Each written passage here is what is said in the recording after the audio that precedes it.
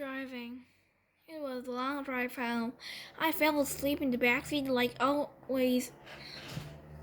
always do. My head on Via's lap like she was my pillow, a towel wrapped around the seatbelt so I wouldn't roll all over her.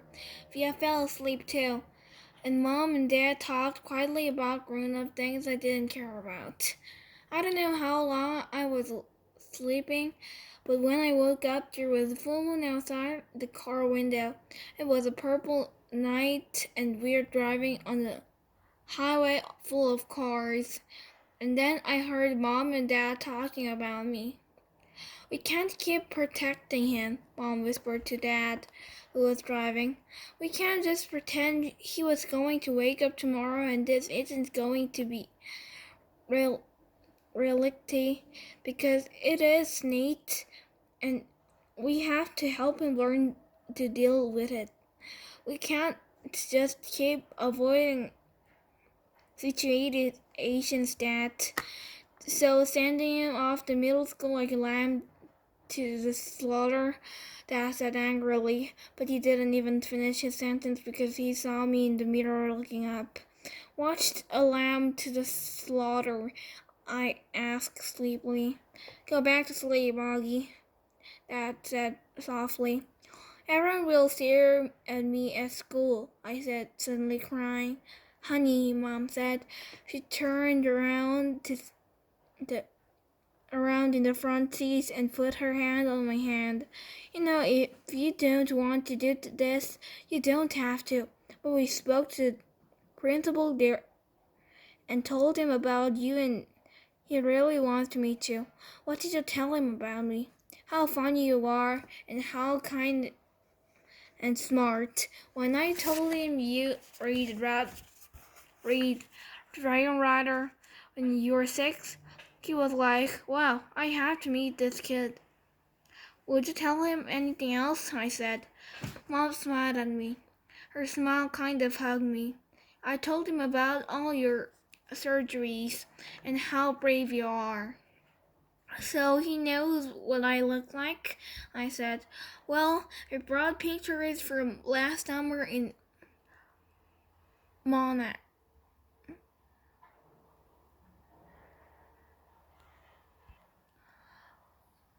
"Well, we brought pictures from last summer in Monarch," Dad said.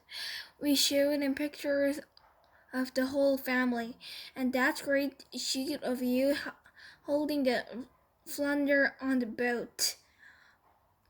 You were there too?" I have to admit, I felt like a little disappointed that he was a part of this. "We both talked to him, yes," Dad said. "He's a really nice man.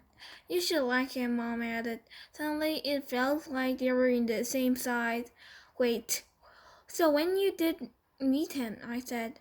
"He took us in the tower of the school last year," said Mom. "Last year?" I said. "So you've been thinking about this for a whole year and you didn't tell me?" "We didn't know if you even get in, Augie," answered Mom. "It's a very hard school to get into. There's a whole admission process. I didn't see the point in telling you and having you get all worried about it."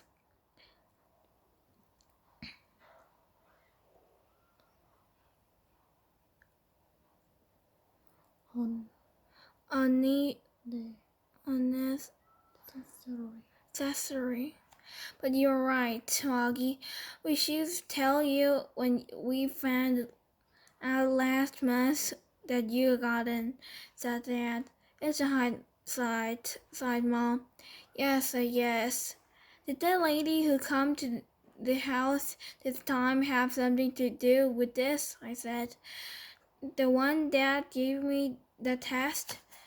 "Yes, actually," said Mom, looking guilty. "Yes. You told me it was an IQ test," I said. "I know, well, that was my lie," she answered. "It was the test you needed to get into the school. You did very well on it, by the way." "So you lied," I said. a white lie, but yes, sorry, she said, trying to smile. But when I didn't smile back, she turned around in her seat and faced forward. What's lamb to the slaughter? I said. Mom sighed and gave Daddy a look. I shouldn't have said that, Dad said, looking at me in the rear view mirror. It's not true. Here, the thing. Mommy and I love you so much and want to protect you any way we can. It's just sometimes you want to do it different ways. I don't want to go to school, I answered, folding my arms. It would be good for you, Augie, said Mom. Maybe I'll go next year, I answered, looking out the window. But this year would be better, Augie, said Mom. You know why? Because you'll be going into 5th grade, and that's the first year of the middle school for everyone. You won't be the only new kid. I'll be the only kid who looks like me, I said. I'm not going to say it won't be a big challenge for you because you know better than that, she answered. But it'll be good for you, Augie. You'll make lots of friends, and you'll learn things you'd never learned with me. She turned in her seat again and looked at me. When we took the tour, you know what, they had the science lab, a little baby chick that was hatching out of egg. It was so cute, Augie. It actually kind of reminded me of you when you were a little baby with those big round eyes of yours. I usually love when they talk about when I was a baby.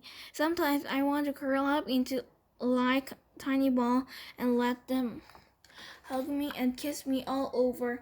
I miss being a baby, not knowing stuff, but I wasn't in the mood for that now. I don't want to go, I said. How about this? Can you at last meet Mr. Tushman before making up your mind? Mom asked. Mr. Tushman? I said. He's the hot principal, answered Mom. Mr. Tushman? I repeated. I know, right? Dad said, smiling and looking at me in the rear view mirror. Can you believe that name, Augie? I mean, who on earth would ever agree to have the name like Mr. Tushman? I smiled even though wouldn't want to let see me smile. I was the only person in the world who could make me laugh no matter how much I want to laugh. That always made everyone laugh. Augie, you know, you should go to that school just so you can hear his name said all over the loudspeaker, Dad said excitedly. Can you imagine how funny that would be? Hello, hello, paging Mr. Tushman. He was using a fake high old lady voice. Hi, Mr. Tushman. I see you're running like a little behind today. Did your car get rear-ended again? What's a bomb rap? I started laughing, not even because I thought it was being that funny, that because it wasn't in the mood to stay mad anymore. It kind of be worth laugh, though. That continued in his normal voice. Mommy and I had the professor in the college called Miss Butt. Mom was laughing now too. Is that real? Is that for real? I said. Rebecca Butt, Mom answered, raising her hand as if to swear. Bobby Rutt, a butt. She had huge cheeks, said Dad. Nate, said Mom. What? She had big cheeks, is all I'm saying. Mom laughed and shook her head at the same time. Hey, I know, Dad said Deb excitedly. Let's fix them up on the blind date. Can you imagine Miss Butt? Meet Mr. Tushman. Mr. Tushman, here's Miss Butt. They could get married and have a bunch of little tushies. Poor Mr. Tushman, answered Mom, shaking her head.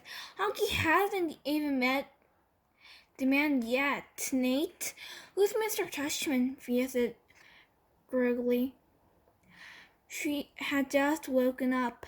He's the principal of my new school, I answered.